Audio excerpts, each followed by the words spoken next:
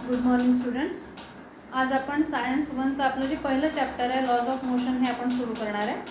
I hope की तुम्ही ते चॅप्टर व्यवस्थित वाचलं असेल. त्यातलं can you tell, think about it, नंतर लेटस्ट ट्राय दिस, या ज्या गोष्टी आहेत त्या तुम्हीसुद्धा ट्राय केल्या असतील.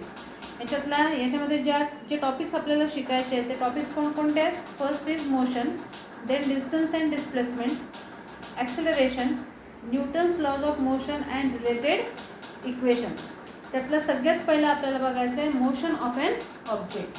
हा झाला आपला पहिला आजचा topic, motion of an object. Here 4 examples are given to us and we have to tell whether we are able to sense any motion in these 4 examples. 4 examples आपल्याला दिलेले आहेत आणि आपल्याला हे विचारलेलं आहे की आपण या 4 एक्झाम्पल्समध्ये मोशनला सेन्स करू शकतो का. जसं की first example is the flight of a bird, पक्ष्यांचं उडणं. We are able to see birds flying, therefore we can sense motion in this example. आपण या एक्झाम्पलमध्ये मोशनला सेन्स करू शकतो. We can clearly see a bird flying. आपल्याला bird fly होताना दिसतो व्यवस्थित. ठीक आहे. नंतर आहे a stationary train. As it suggest, as it says, the train is stationary. स्टेशनरीचा अर्थ काय होतो? स्थिर, एका जागी उभी. जर ट्रेन एका जागी उभी आहे तर आपल्याला त्याची मोशन दिसेल का? नो.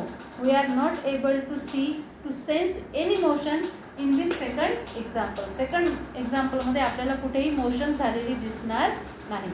नंतरचं एक्झाम्पल आहे लीव्स फ्लाईंग थ्रू एअर. हवेत उडणारी झाडाची पानं दिसतात आपल्याला? हो, सहज दिसतात. We are able to see leaves flying through air and therefore we can sense motion in this third example. The fourth example is a stone lying on a hill. एखाद्या टेकडीवरती पडलेला दगड. लाईंग ऑन अ हिल म्हटलं म्हणजेच पुन्हा हा कसा झाला? It is a stationary object and therefore as it is stationary there is no motion in the object and therefore we are not able to sense any motion in this fourth example. Means here from the four examples we can sense motion in the first example and third example. पहिले आणि तिसऱ्यामध्ये आपण मोशनला sense करू शकतो. ती motion होताना आपल्याला डोळ्यांनी दिसते, परंतु दुसऱ्या आणि चौथ्या एक्झाम्पलमध्ये मात्र आपल्याला मोशन दिसत नाही. याचं चांगलं एक्झाम्पल म्हणजे घड्याळाचं. घड्याळाचे जे 3 काटे असतात, 3 हँड्स असतात त्याचे. One is clock hand, another is minute hand and then is hours hand. तासाचा काटा, मिनिटाचा काटा आणि सेकंदाचा काटा. तुम्ही तुमचं घड्याळ बघा किंवा भिंतीवरचं घड्याळ बघा. तुम्ही त्यातला जो सेकंड्स काटा असतो, सेकंड्स हँड असतो, या सेकंड्स हँडची जी मोशन आहे ती तुम्ही इझिली सेन्स करू शकता. ठीक आहे. But the motion of minutes hand and hours hand as it is very slow, we are not able to sense it clearly. आपण त्याला क्लिअरली सेन्स करू शकत नाही. त्यातल्या त्यात मिनिट्स हँडची मोशन आपल्याला सेन्स होईलही, परंतु जो मिनिट्स हँडची मोशन सेन्स होईल, परंतु जो आवर्स हँड आहे तो तर इतका स्लो असणार आहे की त्याची मोशन आपल्याला इझिली सेन्स होणार नाही. Means motion is present here but we are not able to sense it. Why? Because the position of the object is not changing clearly. आपल्याला चेंज होताना दिसतच नाही ऑब्जेक्टच्या पोझिशनमध्ये. किती वेळाने पाहिलं तरी आपल्याला त्याची पोझिशन तीच दिसते आहे. मग आपण काय म्हणणार आहे? The object is not in motion. आता म्हणजेच इथे काय महत्त्वाचं आहे? Sense of the motion is important. Motion sense होणं आपल्याला काय आहे? महत्त्वाचं आहे. तसंच इथे दिलेलं आहे, we see the motion of several objects in every day. Sometimes we cannot see the motion of an object directly as in the case of a breeze. म्हणजे हवा असेल, हवेची मोशन आपल्याला दिसते का? नाही दिसत. अगदी हवा सुटलेली नसेल तर काय असतात? हवेचे जे छोटे छोटे पार्टिकल्स असतात ते आपण म्हणतो का they are stationary? No, they are not stationary. They are in a state of random motion. But as they are moving very in a slow speed, therefore we cannot sense the motion of slow air or breeze. Breeze जो म्हटलेला आहे slow air, त्याची motion आपण sense करू शकत नाही. Means some motions are sensible and another are not. त्याच्यातल्या काही मोशन्स आपल्याला दिसू शकत नाहीत. नंतर म्हटलं think about it. You are travelling in a bus. Is the person sitting next to you in motion? तुमच्या शेजारीच बसलेला व्यक्ती मोशनमध्ये आहे का? नाही आहे. Why he is not in motion? Because position of the person is not changing. For you he is stationary. He is sitting next to you. तुमच्यासाठी तो काय झालेला आहे? तुमच्या शेजारी बसलेला आहे. आणि त्याची पोझिशन बदलत आहे का? नाही. म्हणजेच मोशनचा सेन्ससुद्धा महत्त्वाचा आहे. ठीक आहे. आणि ऑब्जेक्टची पोझिशनसुद्धा काय आहे? महत्त्वाची आहे. पोझिशन ऑफ द ऑब्जेक्ट ही झाली. जर पोझिशन चेंज होत असेल तर आपण काय म्हणू? The object is in motion. जर पोझिशन चेंज होत नसेल तर काय राहील? We say object is not in motion. मग सेकंड क्वेश्चन आपल्याला दिलेला आहे. What do you take into consideration to decide if an object is moving or not? जे की मी आत्ताच सांगितलं. केव्हा म्हणणार आपण? काय कन्सिडर करू आपण? If the position of the object is changing according to its surrounding. त्याच्या सराउंडिंगमध्ये जर त्याची पोझिशन बदलत असेल त्या ऑब्जेक्टची, then we say that the object is in motion. म्हणजे मग तो ऑब्जेक्ट काय राहणार आहे? मोशनमध्ये राहणार आहे. But if the position of the object is not changing according to its surrounding, then the object is stationary object. तो कसा ऑब्जेक्ट आहे? स्टेशनरी ऑब्जेक्ट आहे. इथेच तुम्हाला डेफिनेशन दिलेली आहे. आणि अजून एक महत्त्वाची गोष्ट म्हटलेली आहे मोशनबद्दल. Motion is a relative concept. Relative concept means what? Motion और the concept of motion changes from person to person. It is a relative concept. मग याला रिलेटिव्ह कन्सेप्ट असं का म्हणतात? जसं की आताच बसचं तुम्ही एक्झाम्पल पाहिलं. The person sitting next to you is stationary. But for a person who is standing on the road, all the passengers in the bus they are moving. They are in motion. म्हणजे रस्त्यावरचा जर एखादा व्यक्ती उभा असेल तर त्या व्यक्तीसाठी तुम्ही बसमध्ये सगळे बसलेले जे लोक आहात ते कसे आहात? मोशनमध्ये आहात. पण तुमच्यासाठी बसमधले जे बसलेले लोक आहेत ते कसे आहेत? स्टेशनरी आहेत. म्हणजे त्या बाहेरच्या व्यक्तीसाठी मोशनमध्ये असलेले ऑब्जेक्ट वेगळे आहेत. तुमच्यासाठी बसमध्ये बसलेल्यांसाठी मोशनमध्ये असलेले ऑब्जेक्ट्स काय आहेत? वेगवेगळे आहेत. तुमच्यासाठी रस्त्यावरची जी झाडं आहेत ती काय असतील? मोशनमध्ये असतील. रस्त्यावरची घरंसुद्धा काय असतील? मोशनमध्ये असतील. रस्त्यावरती उभा असलेल्या व्यक्तीसुद्धा काय असेल? मोशनमध्ये असेल. बरोबर आहे. परंतु घरं झाडं हे काय आहेत? दे आर स्टेशनरी ऑब्जेक्ट. ते मूव्ह होऊ शकतच नाहीत. परंतु आपल्यालाच काय दिसतात? ते बॅक साईडला जाताना दिसतात.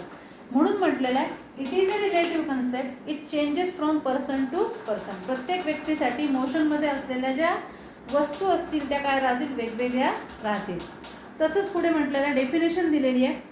If the position of an object changing with respect to its surrounding, then it is said to be in motion. If position of the object changes with respect to its surrounding, changes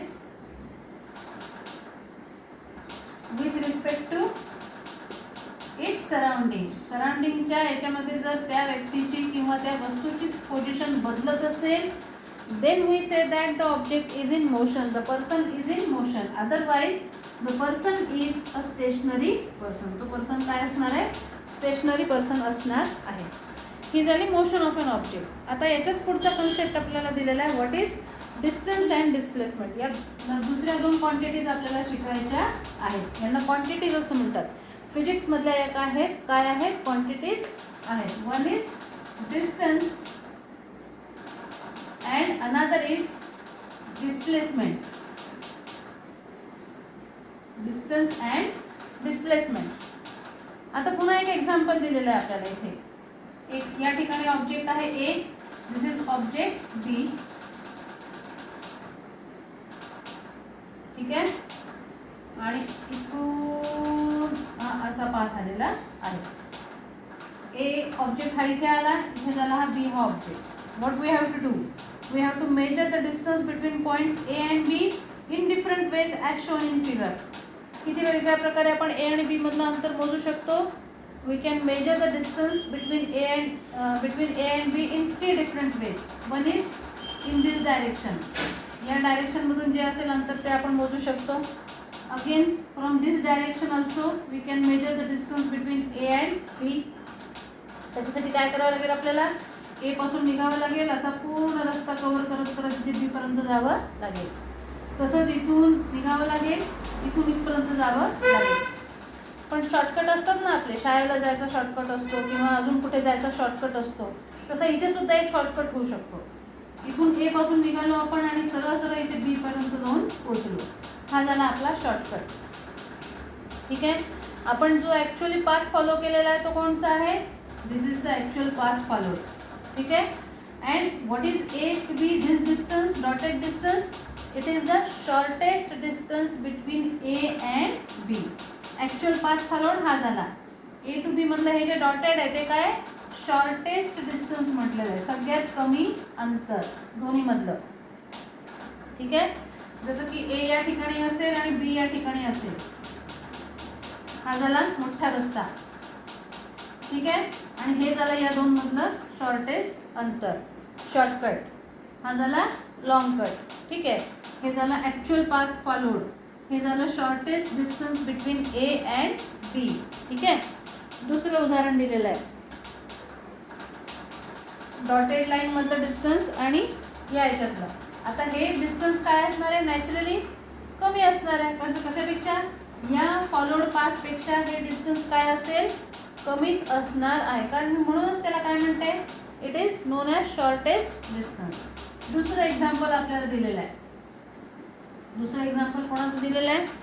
first is Sheetal and Prashant house. आता इथे मी काढत नाही S and Prashant house म्हटलं मी. ठीक आहे. या ठिकाणी इथून संगीताज हाऊस या साईडला आहे. डिस्टन्स किती दिलेलं आहे? Total 500 meter. ठीक आहे. This is path A. नंतर इथून संगीताच्या घरून जर स्कूलला जायचं असेल तर हे डिस्टन्स आहे 1200 मीटर्स. दॅट इज पाथ बी. इथे संगीताचं घर आहे आणि इथून डायरेक्टली जे अंतर आहे दॅट डिस्टन्स इज 1300 मीटर. ठीक आहे. आता काय झालं आहे? Sheetal first went to her friend Sangeeta's house on her way to school. Prashant went straight from home to school. Both are walking with the same speed. Who will take less time to reach the school and why? Here Sheetal is going first to Sangeeta's house. Therefore distance covered by Sheetal, it is Sheetal ने जो distance cover केला है तो किती है? 500 meter plus 1200 meter, that is 1700 meter. And the distance covered by Prashant is it is 1300 meter. As this is the shortest distance, Prashant will require less time than Sheetal and Sangeeta. या दोघींपेक्षा याला जास्त वेळ, कमी वेळ लागणार आहे. इथे आपण काय पाहतोय? शॉर्टेस्ट डिस्टन्स कोणचा आहे आणि हा काय झाला? This is the actual path followed. जो ॲक्च्युअल पाथ फॉलोड असतो त्यालाच काय म्हटलं जातं? डिस्टन्स असं म्हटलं जातं. आणि जे शॉर्टेस्ट डिस्टन्स आपण म्हणत आहे that shortest distance is non as a displacement. पुढच्या पानावर आपल्याला या दोन्ही क्वांटिटीची डेफिनेशन आपल्याला दिलेली आहे. काय म्हटलं आता डिस्टन्सचं? Distance is the actual path followed by an object in motion while going from one point to another. हे काय? Distance is actual path followed. ठीक आहे. And what is this? It is the shortest distance between the given two points. दोन्ही मधलं असलेलं shortest distance त्याला म्हटलं जातं डिस्प्लेसमेंट. उद्याला आपण या दोन्ही क्वांटिटीजचा जो पुढचा आहे यांच्यामधला डिफरन्स काय आहे ते आपण उद्याच्या व्हिडिओमध्ये आपण बघूया.